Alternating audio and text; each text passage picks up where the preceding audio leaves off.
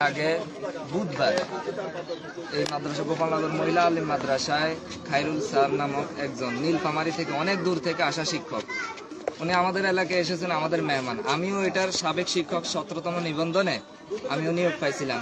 একইভাবে ঠিক একই কায়দা আমিও নির্যাতিত হয়েছিলাম, কিন্তু আমার এটা ভিডিও ফুটেজ না থাকার কারণে, আরেকজন সহযোগী না থাকার কারণে আমি নিবৃত্তে এই অন্যায়গুলো সহ্য করতে হয়েছিল। কিন্তু আমি যখন গত পরশুদিন আমি এই নির্যাতনটা দেখি, তখন আমি আর স্থির থাকতে পারি নাই। নীলফামারী থেকে আসা উনি তো আমাদের মেহমান, আমাদের এলাকার শিক্ষক। ওনার একজন শিক্ষকের উপর আঘাত পাওয়া মানে হচ্ছে সারা দেশের, সারা বাংলাদেশের সকল শিক্ষকের উপর আঘাত। আমি ওনার মায়ের কান্নাও দেখছি, ওনার বোনের কান্নাও দেখছি।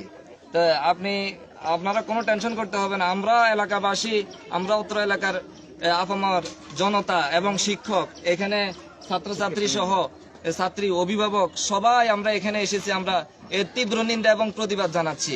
এখানে মামলা বাণিজ্য থেকে শুরু করে এলাকাবাসী তার উপর অতিষ্ঠ হয়ে গেছে। আমাকেও একই কায়দায় মারধর করছে, আমি বিচার পাই নাই। কিন্তু আমি আমারটা মাফ করে দিতে পারি, কিন্তু এইভাবে একের পর এক অন্যায় করে যাবে।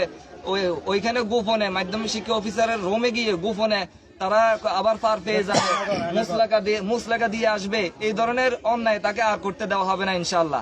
আমরা এলাকাবাসী সোচ্চার হয়েছি, আমরা আমাদের জীবন থাকবে না হয়ে যাবে, আমরা এর দৃষ্টান্তমূলক শাস্তি আমরা দেখতে চাই।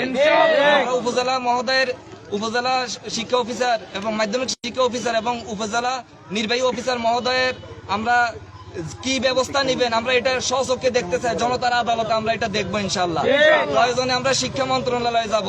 আমরা শিক্ষামন্ত্রী এহসানুল হক মিলন সাহেবের হস্তক্ষেপ এখানে কামনা করতেছি আমরা।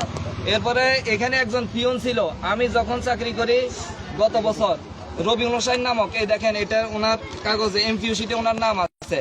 ওনার কাছ থেকে ঘুষ নিয়ে উনি এখানে চাকরি দিয়েছেন ওনাকে।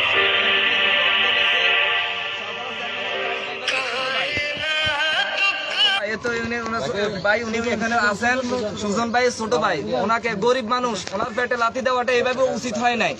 কতটা অসহায় হলে একজন মানুষ পিয়নের চাকরি করতে পারে, তাকে এভাবে অন্যায়ভাবে সম্পূর্ণ আমার সামনে সে মাধ্যমিক শিক্ষা অফিসারের রুমে একটা বুয়া পদত্যাগ পত্র জমা দিয়ে তার চাকরিটাকে এমপিউ শিট থেকে তার নামটা একদম বাতিল করে দেয়। তখন আমি আমার চোখের সামনে এটা দেখছি, আমার হৃদয়ে অনেক রক্তক্ষরণ হয়েছে।